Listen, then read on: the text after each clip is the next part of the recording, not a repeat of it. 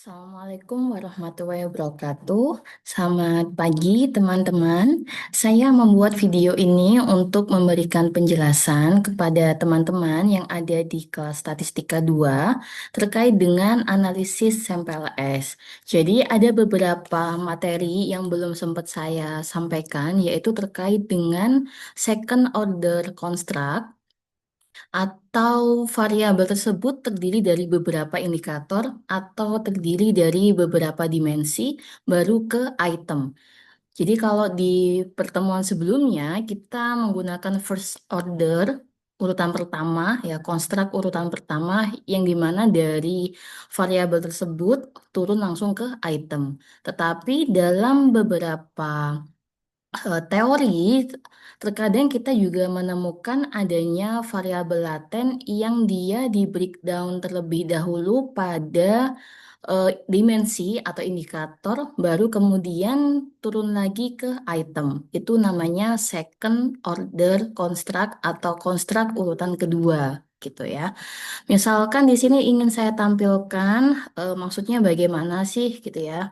Saya share screen ya di sini. Nah, untuk model yang saya akan uji, itu teman-teman bisa lihat di sini ya.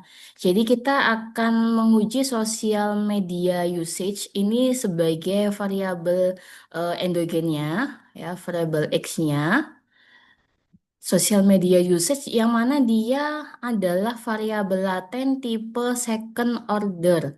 Kenapa demikian? Karena sosial media usage ini terbagi menjadi dimensi marketing, relation and service, information search, cost effectiveness, sama compatibility. Jadi dia terdiri dari satu, 2, 3, 4, 5 dimensi.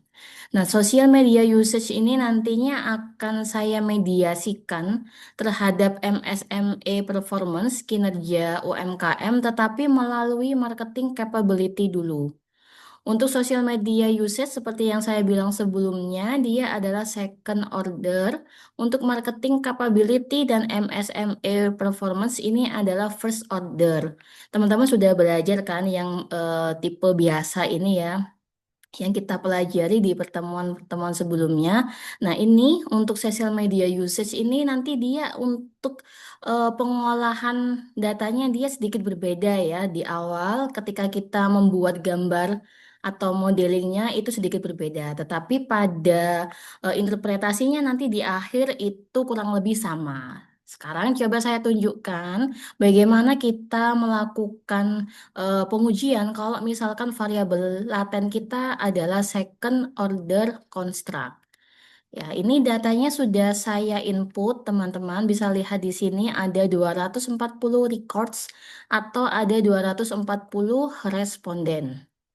Ketika saya klik bagian ini, nanti akan muncul di sebelah kiri kita, yaitu indikator-indikator yang nantinya akan kita gambar di dalam log file ini. Ya, jadi kan untuk langkah pertama kita buat modelingnya dulu. Coba kita cek lagi ya. Jadi social media usage itu marketing ya di sini singkatannya SM ini ya. SM, kemudian relation service itu RS, IS ini information search, CE cost effectiveness, ya compatibility itu C, ya C4, P1, P1 itu tar, MC, MC ini marketing compatibility di sini, marketing capability ya. MSME performance ini coba kita cek ya. Oh, ini ada singkatannya nih. Nah, untuk SME performance itu P1, P2, P3. Oke, baik. Jadi, untuk social media usage itu dari SM1 hingga C4. Oke. SM1 hingga C4 kita blok seluruhnya. Jadi ada 17 indikator. Itu kemudian kita drag di sini, teman-teman. Ya. Teman-teman akan bisa lihat di bagian work file ini dan kita bisa rename dia sebagai social media usage. Nah, kalau seperti ini kan jatuhnya social media usage itu kan keseluruhan ya dari C1 hingga SM. Padahal tidak kalau berdasarkan model kita yang di sini, social media usage itu terdiri dari beberapa dimensi.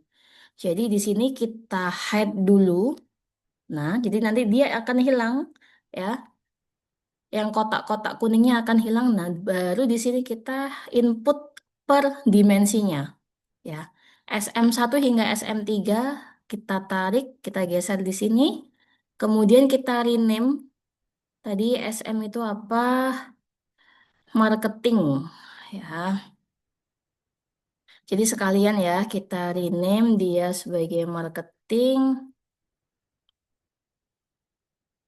RS itu relation service.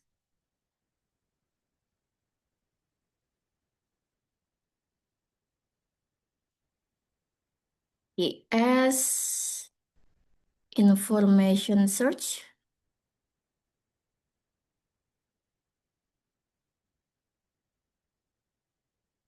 CE cost effectiveness. Jadi kita geser biar cukup ya layarnya. Seperti ini. Kemudian C tadi apa ya? C itu compatibility. Oke. C1 hingga C4 kita drag.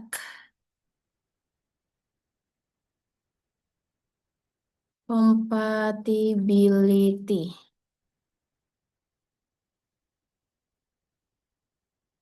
Oke, coba kita tata terlebih dahulu ya biar rapi.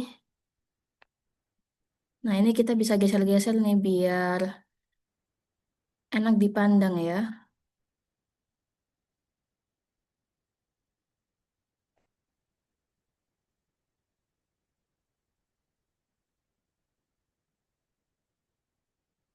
Ke atas sedikit. Oke, kemudian social media usage ini kita gunakan eh, apa tuh namanya indikator reflektif ya. Kalau tidak ada keterangan dari teori tersebut dia formatif atau reflektif, ya kita harus mengkaji sendiri ya, dilihat dari dimensi dan item-item yang kita gunakan, apakah dia mengindikasikan pernyataan-pernyataan yang termasuk formatif atau pernyataan-pernyataan yang termasuk reflektif itu. Untuk P1 hingga P3 di sini adalah SMSE performance.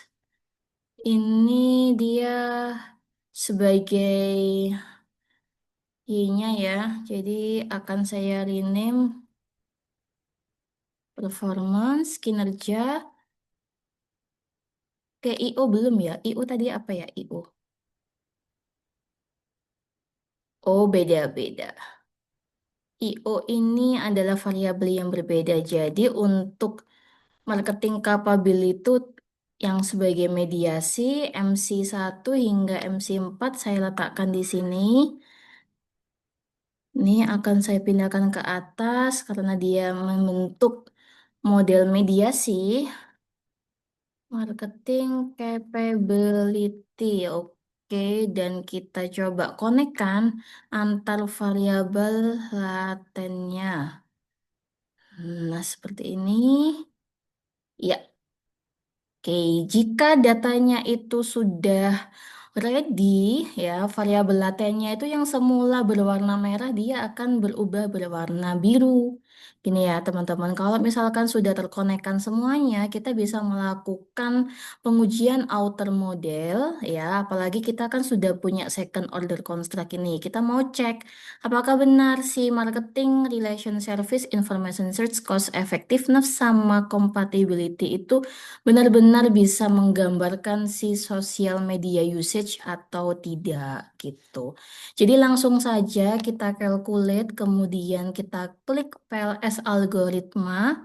Di bagian sini biarkan saja tidak usah dirubah, biarkan by default. Kemudian kita start dan kita tunggu hasilnya. Teman-teman bisa ngecek untuk outer loading itu dari bagian bawah sini ya, kalau PLS 3 atau kalau saya suka lihatnya langsung pada gambar ini. Di sini coba kita zoom, apakah ada nilai yang lebih, sorry, yang kurang dari ya. Ini bisa digeser, oke.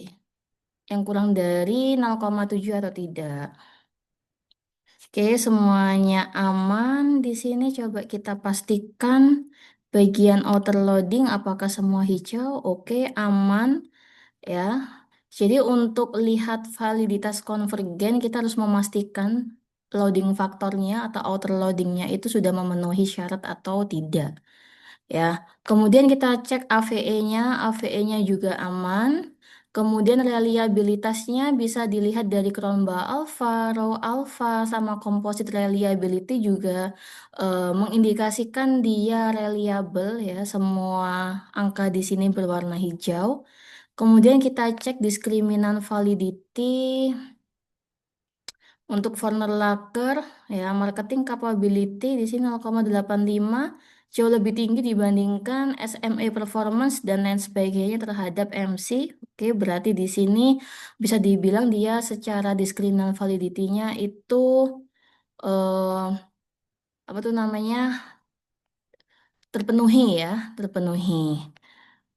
Selain itu, kalian juga bisa lihat cross-loading dan indikator-indikator lainnya ya, yang sesuai dengan di panduan kita yang kemudian kemarin saya sudah share kepada teman-teman.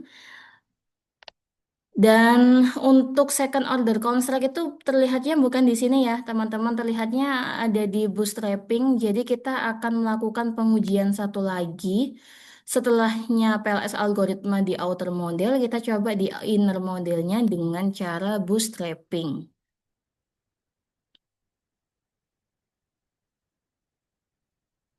Oke, dengan cara bootstrapping. Nah, ini dia. Second order construct. Nah, jadi kalian harus berfokus pada sosial media usage-nya ya.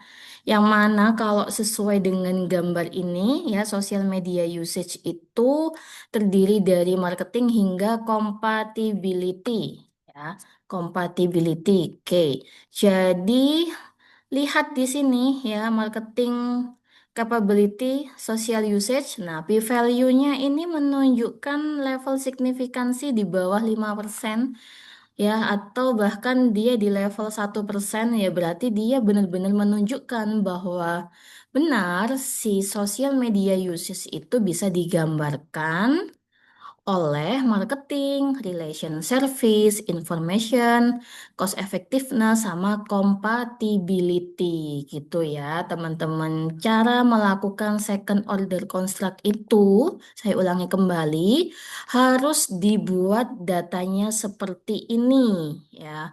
Dimasukkan semuanya indikator itu, kemudian kita hide, sembunyikan, kemudian per dimensi diinputkan lagi gitu ya. Nah, tapi teman-teman juga perlu diperhatikan ya, gambar yang tampil di layar ini dia tipenya bukan reflektif ya. Arah panahnya menuju sosial media usage berarti dia termasuk indikator apa? Indikator formatif ya, betul. Jadi kalau misalkan teman-teman mau mengikuti gambar tersebut, ya jadi kita rubah dulu ya di sini ya. Kita switch between formative or reflective.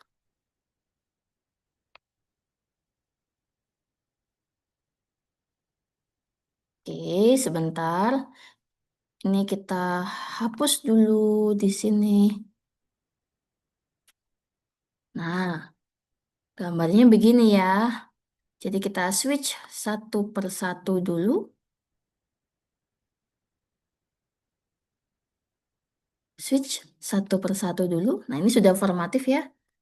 Nah, kemudian di sini kita switch juga. Tidak bisa ya dia. Oke, tidak apa-apa. Jadi memang demikian. Jadi cuma satu saja ya, seperti ini.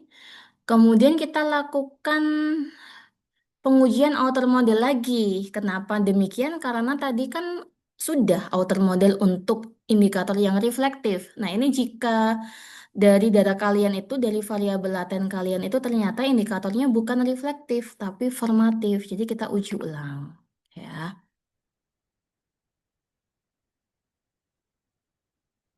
Nah, teman-teman bisa lihat di sini hasilnya ya. Hasil PLS algoritmanya kita cek outer weight ya. Kalau untuk apa tuh namanya indikator formatif itu kita ngeceknya di outer weight. Ya, coba saya tunjukkan sebentar.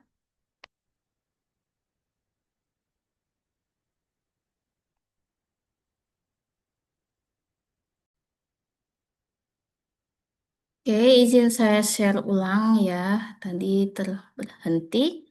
Oke, perhatikan di sini teman-teman. Jadi kalau kita menggunakan variabel formatif ya, yang di social media usage ini ya, coba perhatikan dari kotak kuning terhadap lingkaran biru itu panahnya mengarah ke lingkaran, jadi ini termasuk ke dalam indikator formatif. Kalau indikator formatif itu ukurannya bukan lagi outer loading, tetapi kita melihat nilai outer weight-nya. Nah, aturannya adalah, ya yang tampil di sini masih t-value-nya, coba kita ganti ya, outer weight. Nah, nah, jadi di sini tuh outer weight sama outer loading itu setara. Cuma bedanya kalau loading untuk reflektif, kalau weight untuk formatif. Ya, dia sudah sama p-value-nya ini ya, sudah sama p-value-nya. Jadi kalau untuk ngecek indikator formatif, kita harus lihat signifikansi dari outer weight itu. Kita bisa lihat tampilannya di sini karena saya tadi sudah melakukan bootstrapping. Jadi kalau misalkan belum bootstrapping, dia p-value-nya nggak akan muncul ya. Dan enaknya kalau di PLS menggunakan Smart PLS itu dia bisa langsung output itu muncul outer weight dan p-value. Nah, di sini outer weight-nya 0,44, tapi kan kita nggak tahu ya. 0,44 itu dia termasuk valid atau tidak. Beda dengan outer loading. Kalau outer loading kita ngelihatnya 0,7 ke atas gitu ya. 0,6 masih boleh. 0,5 masih dipertimbangkan asalkan nilai AVE-nya lebih dari 0,5. Tapi kalau outer weight, sekali lagi bisa digarisbawahi ya, outer weight itu kita ngeceknya di sini dan harus lihat signifikansi dari outer weight itu. Apakah benar ya dari marketing yang terdiri dari SM1 hingga SM3 itu valid atau tidak bisa tampil di sini. Atau kalau misalkan teman-teman mau lihat dari hasil bootstrappingnya, itu pergi ke outer weight. Ya, yang di sini, misalkan ini coba saya geser. Nah, signifikansi yang kita lihat, p-value yang paling kanan. Ya, berarti di sini C1. Ya, satu persatu ya harusnya ya. Untuk RS ya kita cek untuk relation service. Ini baiknya bisa kita copy dulu, kemudian kita urutkan ya, biar nggak susah seperti ini. Ya, ini kan masih ngacak ya. C1 ke sosial media usage ke C1 gitu. Nah, ini. Nah, ini arah panahnya masih bolak-balik ya. Better teman-teman ngelihatnya di gambar modelingnya sini. Ya, di gambar modelingnya sini sudah tampil berapa nilai outer weight-nya beserta signifikansinya. Begitu. Kita bisa cek dari marketing hingga compatibility, ternyata indikator formatifnya itu valid semua. Begitu, teman-teman. Ya, jadi di video ini bisa teman-teman nanti playback ya untuk mengulang lagi penjelasan yang telah saya berikan. Kita sudah belajar terkait dengan second order construct dan juga kalau misalkan dari variabel laten kita dia punya tipe indikator formatif. Ya, jika ada pertanyaan, silakan ditanyakan. Feel free to ask dan selamat belajar, teman-teman. Saya akhiri. Wassalamualaikum warahmatullahi wabarakatuh.